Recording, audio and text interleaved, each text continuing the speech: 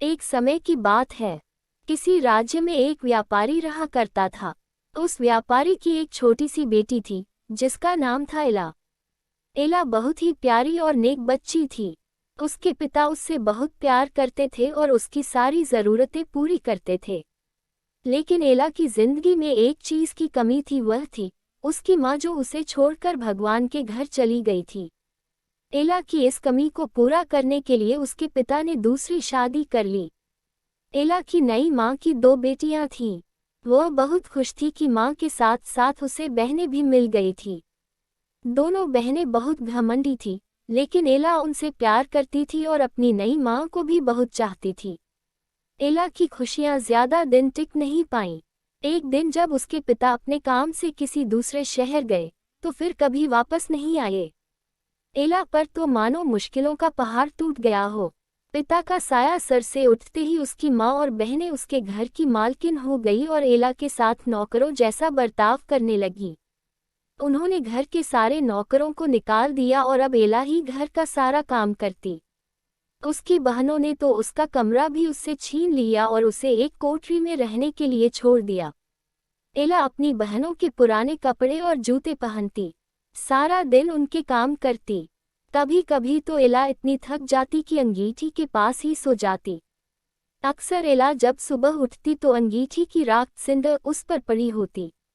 उसकी बहनें उसे सिंदर एला कह के चिढ़ाती और इस तरह उसका नाम एला से सिंड्रेला हो गया।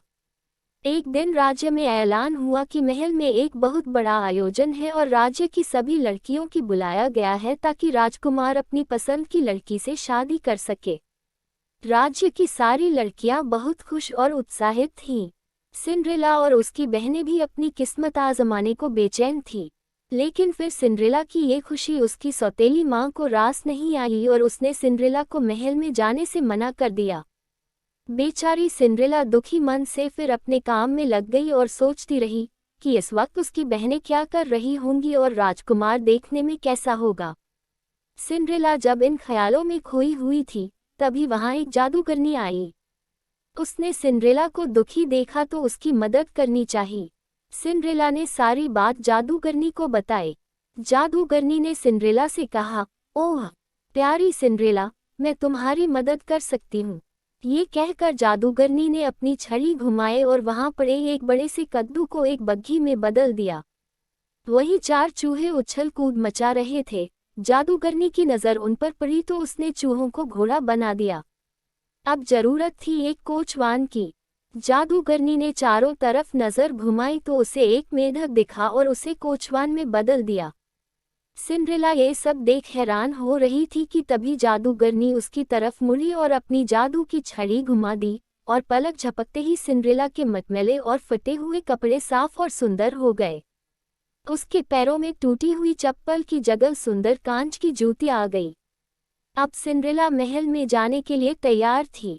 जादूगरनी ने सिंड्रेला को विदा करते हुए कहा, बेटी तू अपनी इच्छा पूरी कर ले, लेकिन याद रखना रात 12 बजते ही यह सारा जादू खत्म हो जाएगा। सिंड्रेला जब महल पहुंची तो सबकी नजरें उसी को देखने लगी। वह बहुत ही सुंदर लग रही थी। राजकुमार ने जब उसके साथ डांस करना चाहा तो सिंड्रेला की सौतेली बहनों के साथ साथ वहां मौजूद सभी लड़कियां सिंड्रेला से जलने लगीं। लेकिन कोई सिंड्रेला को पहचान नहीं पाया। राजकुमार ने उसे देखते ही फैसला कर लिया था कि वह इसी लड़की से शादी करेगा। सिंड्रेला भी राजकुमार की आंखों में ऐसी डूबी कि उसे जादूगरनी की बात याद ही नहीं रही। देखते ही देखते 12 बज गए। घंटी बजते ही सिंड्रेला को याद आया कि 12 बजे जादू खत्म हो जाना था। सिंड्रेला बिना राजकुमार से कुछ कहे वहां से भाग निकली। वह नहीं चाहती थी कि राजकुमार उसे उसके पुराने गंदे कपड़ों में देखे और उससे नफरत करे। भागते वक्त सिंड्रेला की कांच की एक जूती महल में ही छूट गई, जो राजकुमार ने उठा ली।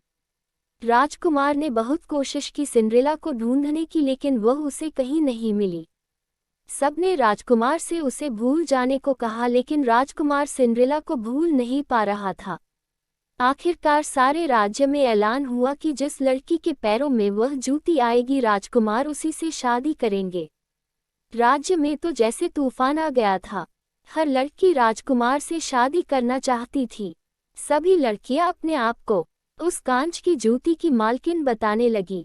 लड़कियों के घर जा जाकर उन्हें जूती पहनाई गई, लेकिन उनमें से किसी को भी वह पूरी नहीं आई। आखिर में सिंड्रेला की बहनों की बारी आई। दोनों ने हर कोशिश की जूती पहनने की, लेकिन कोई फायदा नहीं हुआ। अब सबकी नजरें सिंड्रेला पर रुक गईं। सिंड्रेला ने जब उसे पहना तो वह जूती उसके पैर में आ गई जैसे उसी के लिए बनी हो। सिंड्रेला की सौतेली माँ और बहनें हैरान और परेशान हो गईं। किसी को भी उम्मीद नहीं थी कि वह सुंदर लड़की सिंड्रेला हो सकती है। राजकुमार ने जब सिंड्रेला से शादी के लिए पूछा तो सिंड्रेला ने खुशी खुशी हाँ कर दी। अगले ही दिन बड़ी धूमधाम के साथ सिंड्रेला की शादी राजकुमार से हो गई। राजकुमार और सिंड्रेला एक दूसरे के साथ बहुत खुश थे और एक दूसरे को बहुत चाहते थे। दूसरी तरफ सिंड्रेला की सौतेली माँ और बहनों को सिंड्रेला के साथ बुरा व्यवहार करने की सज़ा के रूप में राज्य छोड़कर जाना पड़ा।